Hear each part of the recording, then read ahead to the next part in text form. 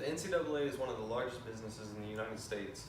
There was actually an article in Fortune written by Bloomberg, and they said that they were talking about how the NCAA actually topped the $1 billion revenue mark.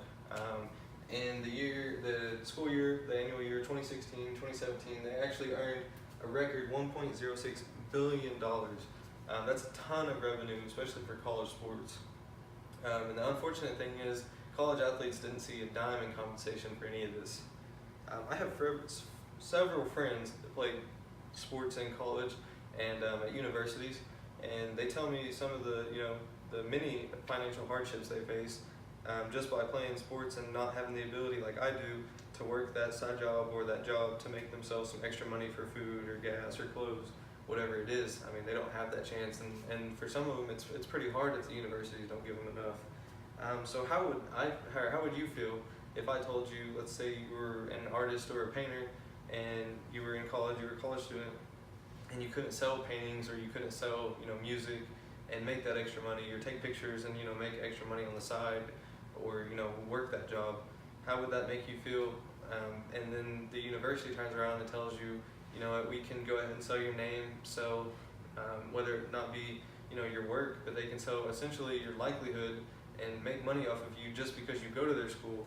I think you would say it's probably pretty frustrating, and that's kind of what student athletes face whenever they're in college, and universities tell them they can't do that commercial or whatever it is. It's pretty unfortunate.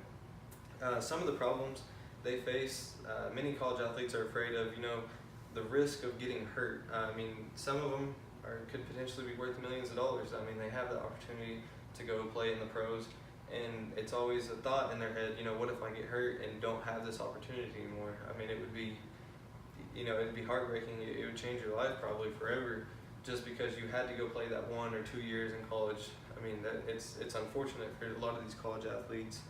And then another problem they face, like I said, these guys don't have, or these girls don't have any extra time to work, or some of the universities don't even allow them to have a job just because it would interfere with their sports schedule and their workouts and their trainings and etc. Just because they have so much to do in a day and in a week, especially during the seasons, they don't have that time to do it. And another problem is these athletes can't receive any money, whether it be from boosters or alumni or coaches.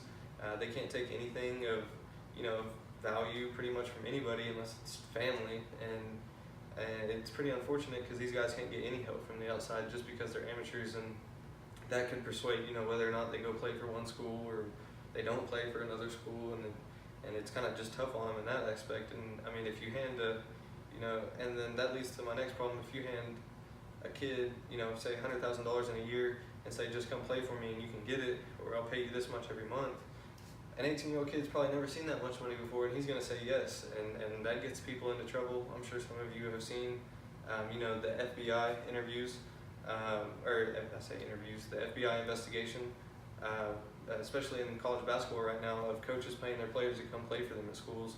And these guys can face jail time or fines, heavy fines, whatever it may be, and just not being able to pay these players is getting people in trouble as well.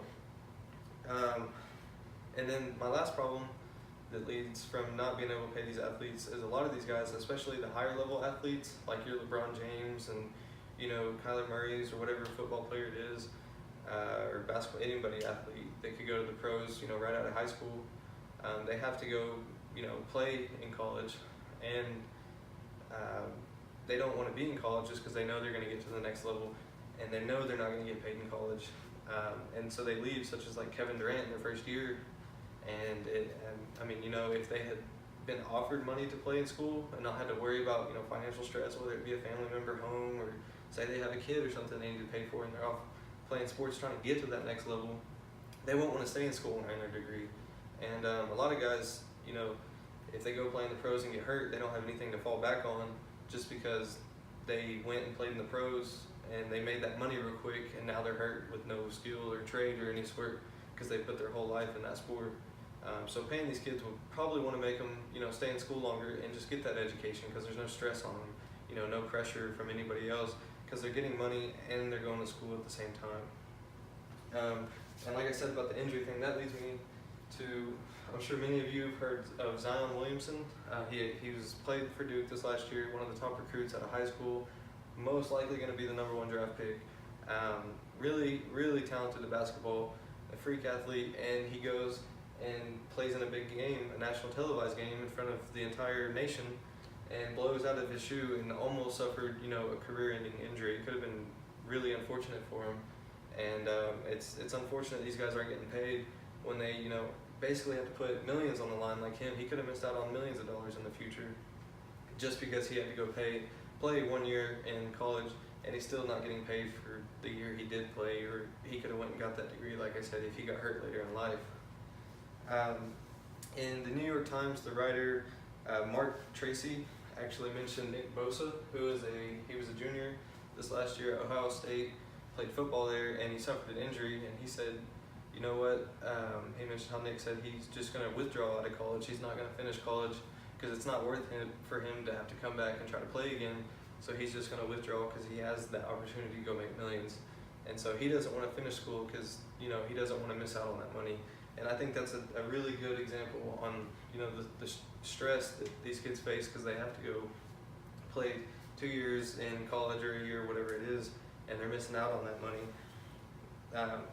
In the Forbes magazine, or in Forbes article, Mark Edelman actually mentioned how these guys spend so much time playing and practicing in games and stuff, traveling events, that they don't have time to work that job and make that money. And, they could get hurt and lose out on that money, and they should be paid for these reasons. But he mentioned how they spend their time in their sport, 43.3 hours per week is what they spend a total between training and practices and etc. games. And that's 3.3 more hours than, the average American works in a week. So these guys are so busy, they don't have time to make that extra money on a job or, working a side job, whatever it is. And it's a big problem for them. So some of the problems this will probably solve is athletes trying harder in sports. They're going to put forth more effort just because they know in the back of their mind, if I get hurt, I'm still going to have, some of this money for it.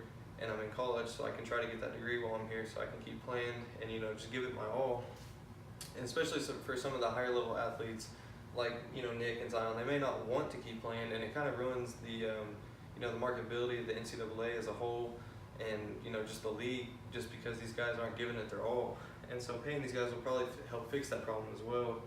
And then not taking money from coaches and boosters and guys just influencing where these kids go play at. Well, if we pay them, it'll get rid of that problem as a whole. Another problem is they'll, like I said, stay in school longer, get those degrees. It'll fix that problem as well. Let's actually look. This is, how many NBA players got their degrees when they played. Like Kevin Durant, first year and he's gone. There's only 21% of any NBA players in the NBA that actually went 4 years or 5 years, whatever, 3 years and got their degree. 79% of them didn't do that just because they wanted to take that chance and go play in the league. So if they get hurt, they may not have any other choice but to just get a regular career, working at McDonald's because they don't have that degree. So paying these kids will want to make them stay in school longer, probably. I mean, if I was getting paid, I would want to go to college as long as I could, as long as I was getting paid. But, and then another problem it'll fix is just increasing the talent. The athletic abilities of these kids, if they want to give it at all, there's going to be more talent, more people wanting to play in the NCAA. It brings so much national interest to schools and universities. It really helps them out financially, and I think that's another reason they should get paid. Everybody's going to profit from this. Michael Wilbon actually mentioned how he thought they shouldn't be paid. Originally, he didn't think college athletes should be paid, and then he saw, I believe it was 2011, CBS and the NCAA and Turner Sports signed a deal that they would pay them $10.8 billion for 13 years just for them to have the rights to March Madness alone, and that's just basketball for a month a year. $10.8 billion for 13 years, and he said it's ridiculous they couldn't give these kids any of this money. He said that should change. I mean, they're making too much money in the product. The student athletes aren't getting any of that, and it's unfortunate.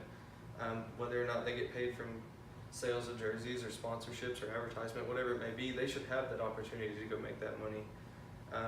And then some of the things, like I said, it'll just make the talent better, it'll make the NCAA better, the marketability better. better entertainment. Most of me and my friends, if we're hanging out at a social gathering, it's probably watching sports, and it'll just make it better for everybody to watch and want to get more involved. And like I said again, it's just going to make the NCAA more money, so why would they not do it? There's going to be so much more talent. These kids, will want to get paid and get an education at the same time, so the NCAA is going to be blowing up, avoiding those kids going overseas and all coming to the NCAA in turn for that. And that's why I said, just go ahead and pay the student athletes. It just makes that much sense. It's positive for everybody. Kids aren't going to want to go play overseas, and it's unfortunate that only student athletes are the only ones that can't be compensated. Like I said, artists and painters, they have the opportunity to go make that money, and these student athletes don't, and they really should, just because of all the revenue they bring in. I think they deserve some of that money, and like I said again, I'll just repeat it.